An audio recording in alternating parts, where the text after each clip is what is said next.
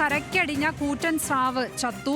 മുക്കാട് ഫാത്തിമ ഐലൻഡിൽ ഇന്നലെ രാത്രിയാണ് സ്രാവ് കരയ്ക്കടിഞ്ഞത്. വിവരങ്ങളുമായി ഷമീർ അബ്ദുൾ ചേരുന്നു. ഷമീർ, വിവരങ്ങൾ എന്തൊക്കെ?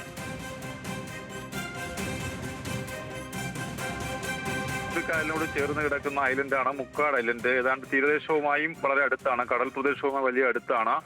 ഇവിടെയാണ് കൂറ്റൻ സ്രാവ് ജീവനോടുകൂടി ഈ ചെളിക്കെട്ടിലേക്ക് ഇടിച്ചു കയറിയത്. പിന്നീട് ഈ സ്രാവിനെ രക്ഷപ്പെടുത്താനുള്ള ശ്രമം മത്സ്യത്തൊഴിലാളികൾ നടത്തി. വലിയ കൂറ്റൻ ബോട്ടുകൾ എത്തിച്ച് അവിടെ നിന്നും മാറ്റാനൊരു ശ്രമം രാത്രിയോട് നടത്തിയെങ്കിലും അതിന് സാധിച്ചില്ല. ചെളിയിൽ പൂണ്ടുപോയി. പിന്നീട് ഈ സ്രാവ് ചത്തതായിട്ടാണ് കാണാൻ കഴിഞ്ഞത്. എന്തായാലും ഇതുമായി ബന്ധപ്പെട്ട് മത്സ്യ വകുപ്പിന്റെ ആളുകളും മറ്റുമൊക്കെ ഇന്ന് രാവിലെയോടുകൂടി ഈ സ്ഥലത്തേക്ക് എത്തിയിട്ടുണ്ട്. ഇവിടെ നിന്നും ഇതിനെ മാറ്റണം. അതിന് പ്രധാനമായും ക്രെയിനിന്റെ സഹായം വേണ്ടി വരും എന്നാണ് നിലവിൽ പറയുന്നത്. എന്തായാലും ഈ സ്രാവ് ഇടിച്ചു കയറിയതോടുകൂടി ഈ ഐലൻഡിൽ ഏറ്റവും കൂടുതൽ മത്സ്യത്തൊഴിലാളികളുടെ ഒരു ഐലൻഡാണ്.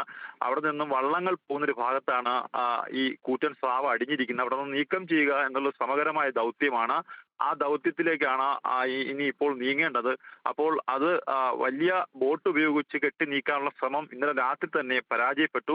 എന്തായാലും ഇത് നീക്കണമെങ്കിൽ ഇനി ക്രെയിനിന്റെ സഹായം വേണമെന്നാണ് നിലവിൽ അറിയിക്കുന്നത്. മത്സ്യബന്ധന വകുപ്പുമായി ബന്ധപ്പെട്ട ഉദ്യോഗസ്ഥർ അറിയിക്കുന്നത് അങ്ങനെയാണ്.